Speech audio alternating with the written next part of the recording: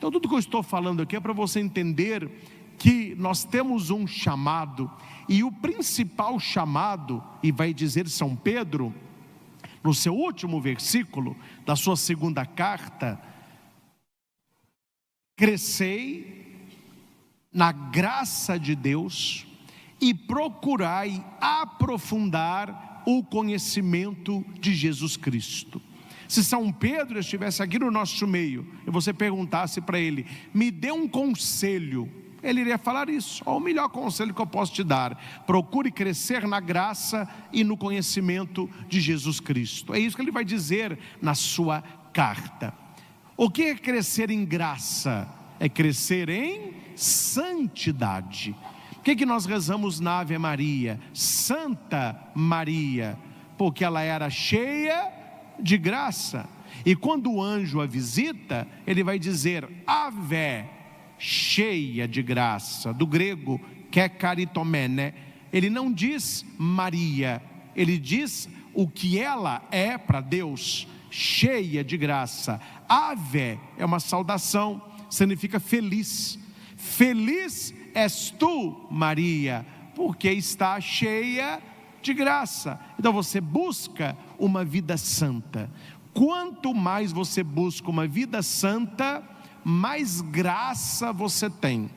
Quanto mais você busca uma vida de pecado, mais desgraçada fica a sua existência. Então veja, nós temos dois tipos de caminhos para escolher: o caminho da graça e o caminho da desgraça. Os antigos tinham tanto medo da tal desgraça que nem um nome eles falavam dentro de casa. Eles falavam aquela. O que é a tal daquela? É a pessoa que vive sem aquela graça de Deus. Sem é 10, graça, desgraçada, uma vida longe de Deus. Uma vida que não busca as coisas do alto, mas busca as coisas de baixo. E quantas pessoas infelizmente escolhem uma vida desgraçada. Mas é possível voltar à vida da graça. É possível voltar à vida da graça. Se você vê o filho pródigo, ele vivia a vida da graça com o pai. Ele abandona o pai e termina no meio dos porcos, do chiqueiro. O mundo que nós estamos parece um chiqueiro. E agora está parecendo mais ainda, né? Porque surgiu agora mais um gênero. O pessoal é criativo, né? Não tem mais letra para esse pessoal. Agora as pessoas são animais. Ela descobriu que é uma leitoa. Então ela fica no banheiro rolando na lama. Um descobriu que é um cabrito. Eu vi um desfile agora de moda, um take. Uma moça assistindo o desfile, ela descobriu que é um cavalo. Então ela estava lá vestida de cavalo. Eu quero saber se esse povo todo come grama, né? Acho que não. Deveria, né? É uma vida que você vê, vai perdendo. O pessoal não sabe o que inventa mais, porque eles têm uma vida desgraçada. Uma vida sem a graça de Deus, ela não tem graça. Aí você tem que ficar procurando alguma coisa que te faça graça, e não faz, porque não tem a mínima graça. Seria cômico se não fosse trágico. Então nós precisamos voltar a esta graça. O filho pródigo estava no chiqueiro, uma vida desgraçada. Ele queria comer a lavagem, ele queria comer as bolotas que os porcos iam comer, e o dono do porco falava: deixa o leitão comer primeiro, o que ele não comer, você come. Aí ele caiu em si, né? Ele caiu em si. Mas espera aí, eu nasci para ter uma vida desgraçada? Não, eu nasci para ter uma vida abençoada. Eu nasci para ter uma vida desgraçada, longe do meu pai? Não, eu nasci para ter uma vida de intimidade com meu pai, uma vida na graça. Eu vou voltar, porque na casa do meu pai tem pão com fartura. Esta casa é a nossa igreja.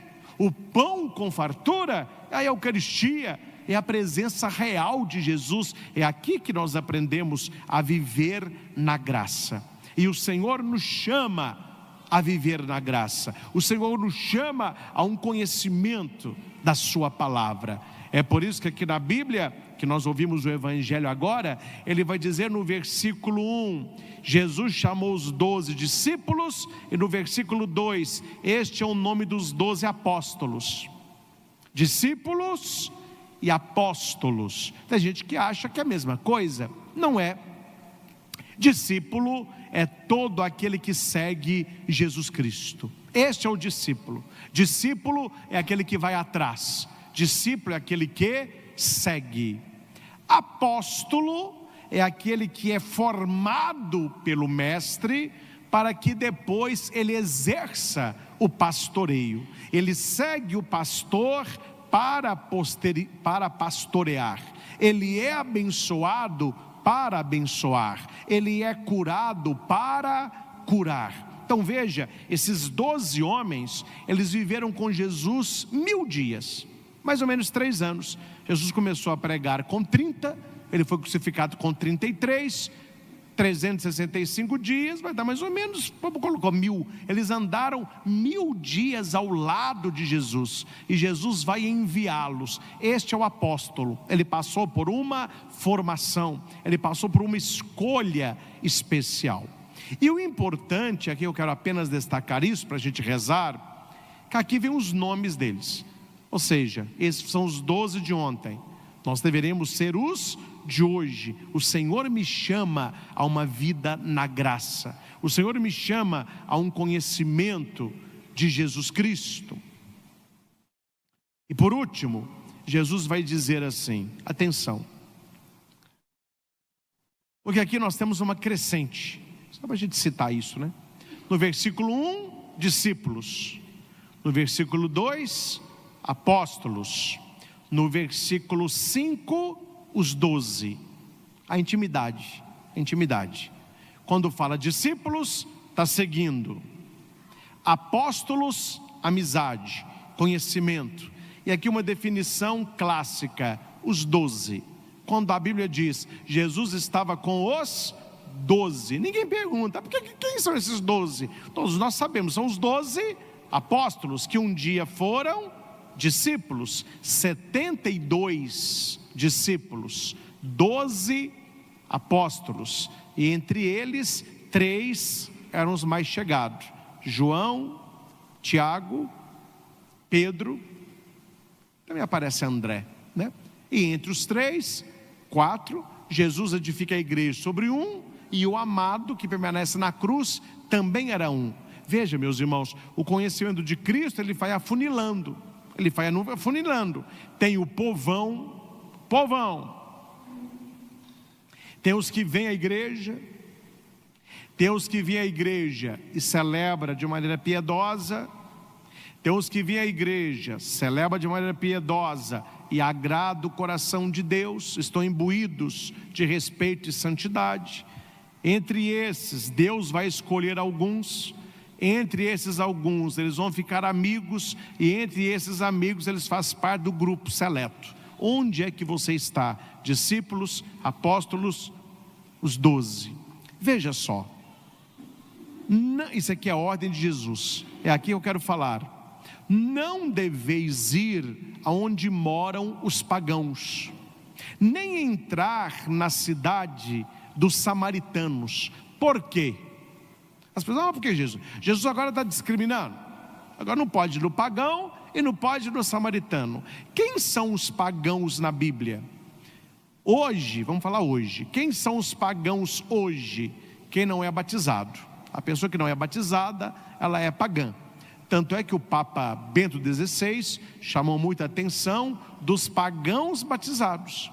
Os católicos que foram batizados, mas vivem como pagãos. Eles merecem uma conversão.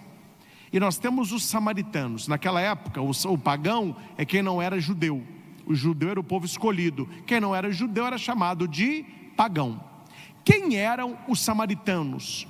Os habitantes da Samaria, uma região que ninguém gostava. Eram discriminados. Era um povo que não conhecia a lei de Deus, não conhecia a Torá. É claro que depois a mensagem de Jesus, ela vai ser universal. Por isso a igreja católica, Catoliquel, igreja universal, Até o nome também copiaram, né? Igreja Universal. E São Paulo é quem vai pregar aos pagãos. Jesus, quando encontra com a samaritana, ele acolhe aquela mulher, e os samaritanos vão até ele. Mas neste momento, entendam bem, ele escolheu os 12, e ele está enviando os 12 naquela missão inicial. E a missão inicial de Jesus era salvar a quem? O seu povo. E qual era o povo de Jesus? O judeu.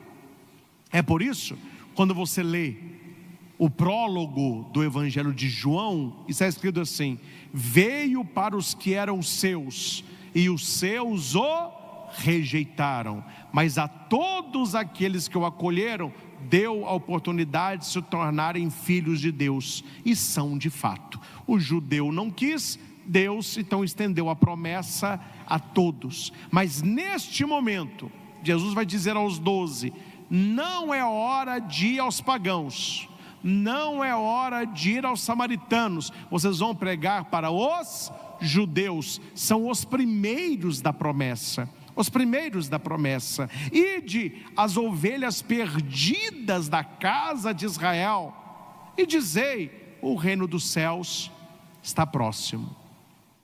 Ok? Vamos no contexto. Aí é para o nosso contexto, missa da família, homilia da família. Não há coisa mais fácil do que você tratar bem os de longe. E hoje em dia não está sendo tão fácil tratar bem os de perto.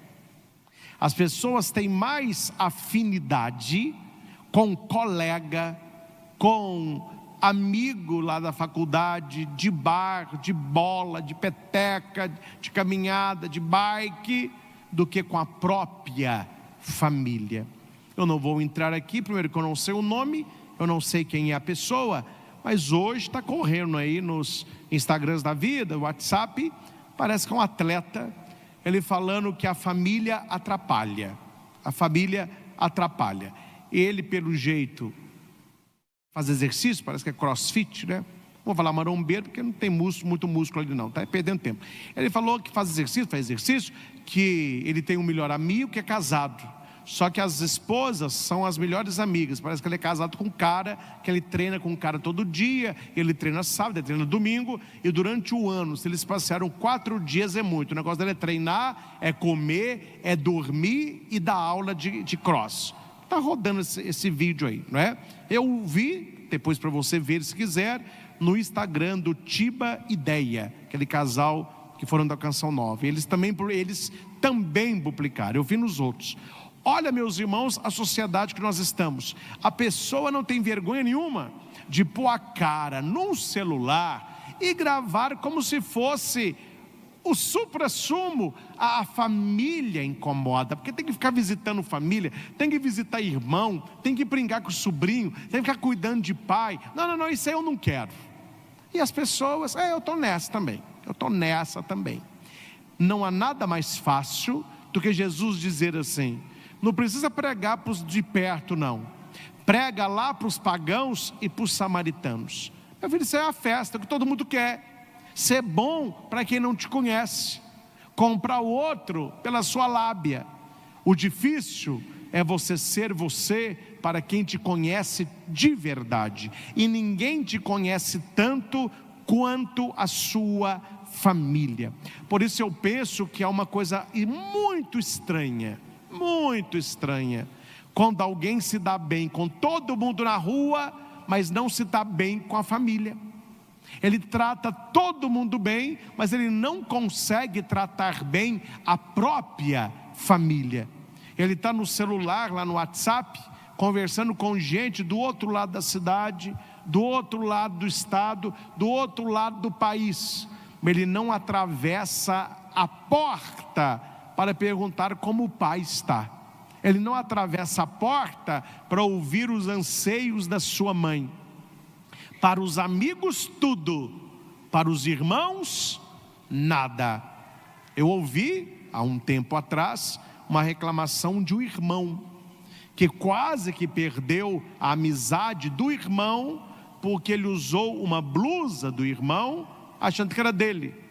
E o irmão quase que comeu o cara com angu. O que é seu, o que é meu, é meu. Mas o problema não foi a blusa. O problema não foi a blusa.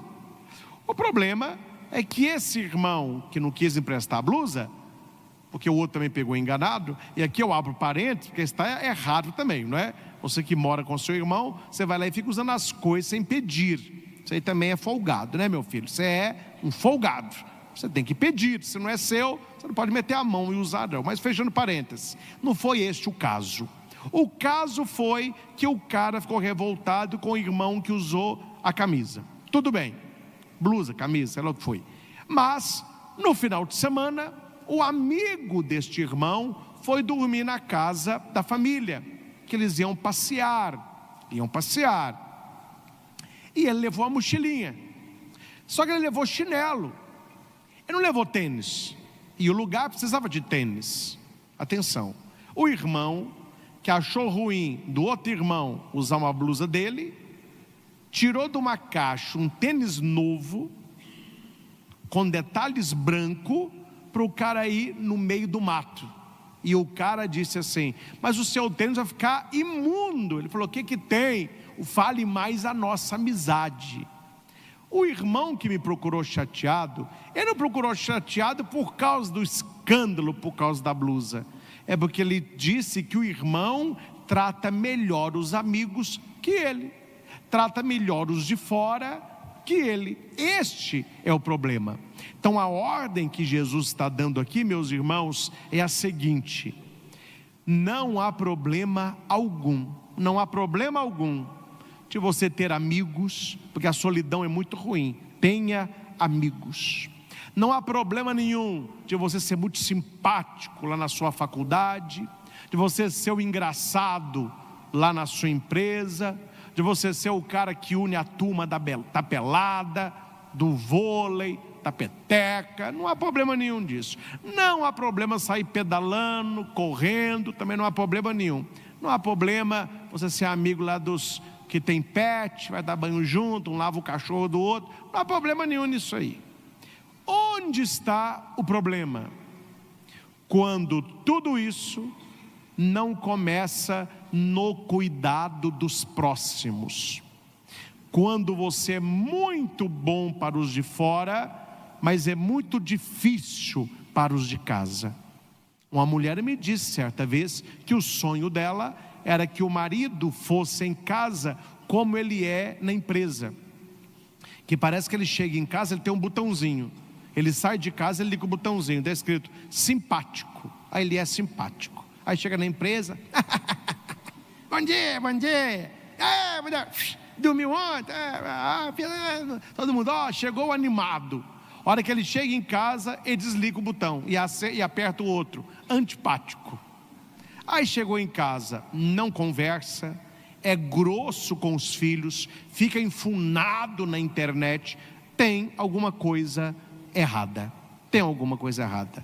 E se o errado estivesse só nisso, estava bom, viu? Uma coisa muito errada. E essa pessoa está plantando para colher, porque a Bíblia fala: honre seu pai e sua mãe. Não entra na minha cabeça um filho ou uma filha que trate melhor o namorado ou a namorada em detrimento aos pais. Eu não estou falando que você não possa namorar, não é isso que eu estou dizendo. Eu estou dizendo tratar a namorada como uma princesinha, daqui a pouco ela te mete o pé, eu acho é pouco. E você tratar a mãe como uma escrava, tratar a mãe de qualquer jeito e tratar a sua namorada como a princesinha do lar. Se eu fosse essa menina, eu sumia na braquiária, viu? Distância de você. Você não trata bem a mulher que te gerou, depois do casamento você vai tratar bem uma mulher que não é nada sua? Agora é namorico, meu filho, agora é beijinho, beijinho. Você vai ver depois do casamento o que vai acontecer nisso aí. O namorado deve ficar muito esperto, muito esperto. Se a namorada em casa é rebelde, é grosseira, desafia o pai no grito, não tem carinho com a própria mãe, Ou seja, ela está ali no namorico, só põe uma terrinha no pé. Depois que você casar, você vai ver com quem você se casou. Veja as pessoas em casa. Um rapaz que é carinhoso com a mãe, que é dedicado ao pai, que é presente com a família. Esse cara é família, é um bom partido para você. Ele soube cuidar da mãe e ele vai cuidar de você. Ele sabe valorizar a família dele. O dia que ele casar com você, a família dele vira parente. Aí a família dele é com você. Ele vai valorizar a sua família, ele vai valorizar você, vai valorizar os seus filhos. Uma mulher, uma moça que grita com a mãe e que berra com o pai, é só questão de tempo para fazer o mesmo com você. Um homem totalmente distante da mãe, agressivo com o pai, depois do casamento, a família, você, isso vai ser retribuído. Então a caridade, meus irmãos, começa em casa. Um bom filho, uma boa filha, um irmão que se preocupa com o irmão, que são parceiros, que são amigos, isso vai florescer aonde? Nas amizades, no trabalho, na faculdade, na vida profissional, na vida emocional. Eu sou admirador, e todos os senhores já sabem, da vida militar. Tanto os militares do Exército como da PM. Mas peguemos aqui o Exército. Quando o jovem, ele vai lá para Amã, que lá que saem os cadetes, que serão os tenentes, os oficiais do Exército, o tempo todo eles serão comandantes. Então eles têm que aprender a ser comandados. Eles dizem, quem não sabe obedecer, não sabe mandar.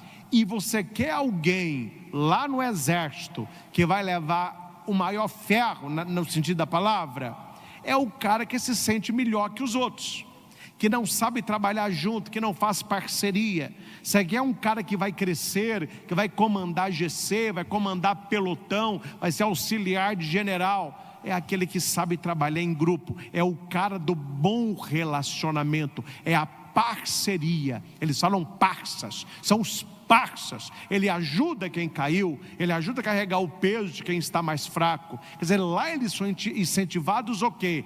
Faça do seu batalhão uma família. Ninguém chega primeiro e ninguém fica para trás.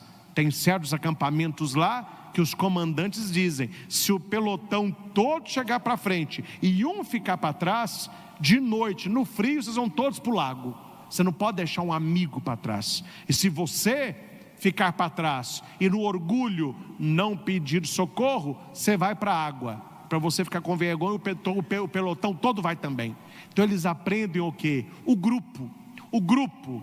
Aí tem um treinamento na Amazônia, eles pegam uma canoa, põem nas costas, entra para o rio, Amazonas, eles entram às 5 horas da tarde, eles vão sair 7 horas da manhã. Eles passam a noite toda lá dentro. Hora que sai, a roupa toda encharcada, o pé de coturno cheio de água, aí dá frieira, dá machucado, aquela confusão toda, o sargento só fica de butuca, ó. Aquele grupo se reúne, um vai ajudar o outro, quem machucou menos ajuda quem machucou mais, quem está mais fraco recebe um pouco mais da marmita do outro. Eles vão criando o que ali? Grupo, coesão, amizade, porque um grupo forte, ele se protege. Um grupo forte, ele se protege. O que nós deveríamos aprender nas nossas famílias desse treinamento? Fazer que a nossa família seja forte, uma família unida, uma família coesa, e ela vai se unindo às famílias que têm os mesmos valores. Meus irmãos, a coisa é muito bem pensada. O problema é que nem todo mundo lê. Hoje o pessoal quer saber de Netflix e WhatsApp, o pessoal não lê. Mas se você tivesse um olhar mais crítico, você veria quais as razões que um grupo tem para querer destruir a família. Porque a pessoa que tem uma família, ela é muito mais forte. Uma família unida, ela não é derrotada com facilidade. É aquele ditado lá de trás da China antiga: dividir para conquistar. Unido, nós somos fortes. Então eles dividem, e a pessoa dividida, ela é fraca, aí eles conquistam. E a primeira coisa que eles querem dividir, a sua família, a sua união matrimonial, a amizade com o seu irmão, cada um vivendo a sua vida. Aí é fácil de ir dominando, porque uma família unida dificilmente ela é vencida. Hoje em dia se perdeu muito isso, mas Itaúna, eu lembro-me quando eu era jovenzinho e trabalhava com meu avô no salão, eu fazia barba e cortava cabelo. Ele falava comigo: ó, Cristian, eu sei que você nunca vai ser barbeiro, você gosta de estudar, você vai para a sua vida religiosa, mas o adolescente, o jovem tem que trabalhar, porque mente vazia é o vicino do diabo. Daqui a pouco você começa a fazer o que não deve. Então fica com o avô aqui que eu vou te ensinar a profissão. Eu gostava, que eu chegava no final de semana, eu tinha tanto dinheirinho, meus colegas tudo tinha nada, meu bolso estava cheinho, eu trabalhei a semana toda, né? E eu lembro-me, quando eu estava lá no salão do meu avô, a minha cadeirinha era do fundo, depois do meu tio, depois do meu avô.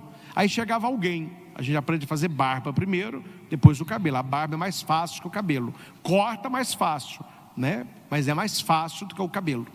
Aí chegava alguém, meu avô falava assim: ó, esse aí pode deixar que eu vou cortar, esse aí é da família tal. Quando falava o nome da família, todo mundo sabia quem era o avô, o pai, a mãe, os filhos. Vocês lembram disso? Tinha muito isso. Comunidade rural até hoje tem. Ah, essa é a família dos Oliveira. Ah, essa é a família dos Gonçalves. Ah, essa é a família dos Vilela. Até hoje, Itaúna, a gente ouve um pouco disso. Quer dizer, a família carregava o nome. Hoje em dia, você pergunta o nome da pessoa, ela te diz o nome e o sobrenome, e ela não diz absolutamente nada. Por quê? Perdeu-se o rastro da família. A família não é mais forte, não é mais unida, ela não tem peso. E Jesus está falando para os seus, e está falando para nós também. Não fique preocupado com os pagãos e samaritanos, ou seja, não fique preocupado com os de longe, com os que estão fora. Comece pelas ovelhas perdidas da casa de Israel, ou seja, comece com as ovelhas da sua casa. Comece a tratar melhor as pessoas da sua casa. Aí, meu filho, você pode correr para o abraço, né? Aí vem as amizades, os seus grupos, né? Aí a faculdade, os seus passeios. Não tem problema de nada disso. O problema é quando nós somos uma pessoa na rua, uma pessoa bem pior em casa. Bem pior em casa.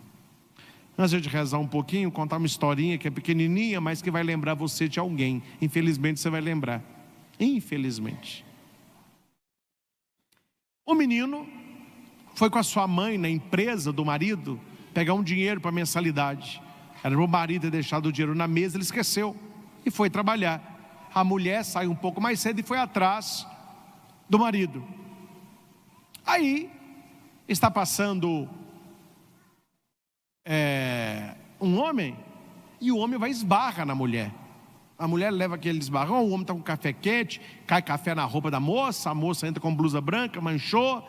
A hora que ela olha, ele: oh, 1000 desculpas. Ela: não tem problema, acidentes acontecem. Ele: oh, a senhora é muito gentil, as ordens. Ela não diz, mas pensou: se quiser julgar mais um pouquinho, estou na área. Vocês vão entender o final. Aí ela vai, o marido vem, passa para ela o dinheiro e fala: mas o que aconteceu com você? Nada, detalhes. E o menino, criança,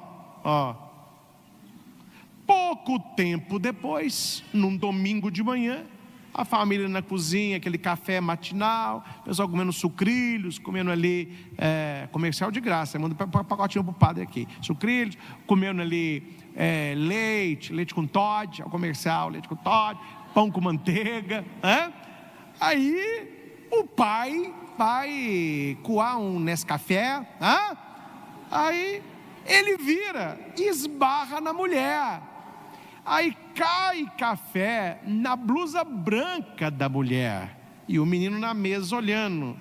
Aí a mulher disse: como sempre, você não olha por onde anda, quase que você me queimou, você é um trapalhão.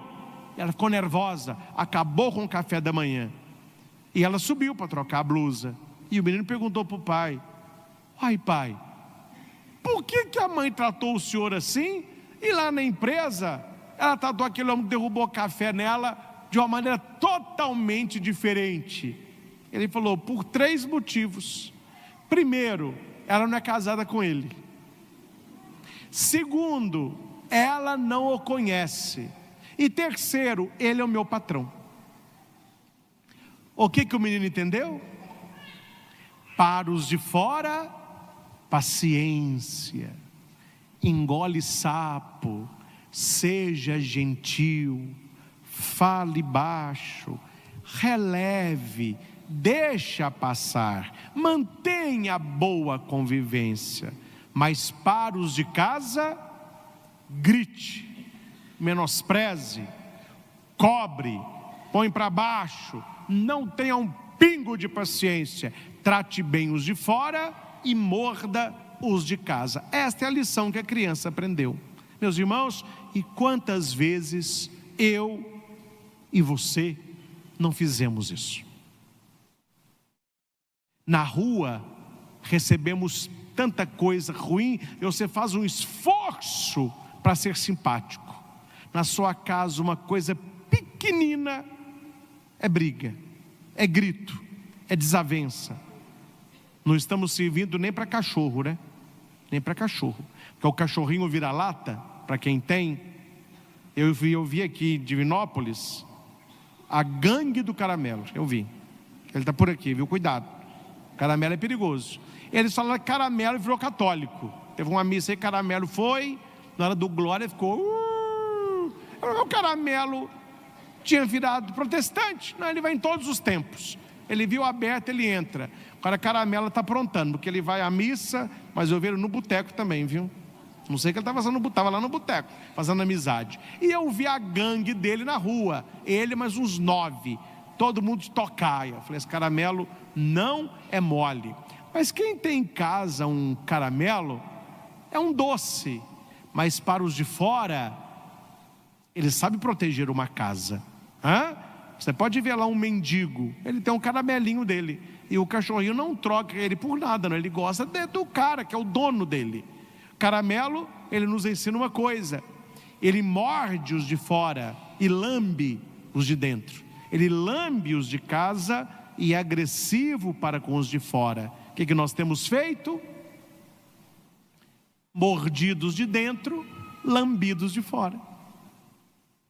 Nossa, tal pessoa é tão boazinha. Vai lá em casa para você ver.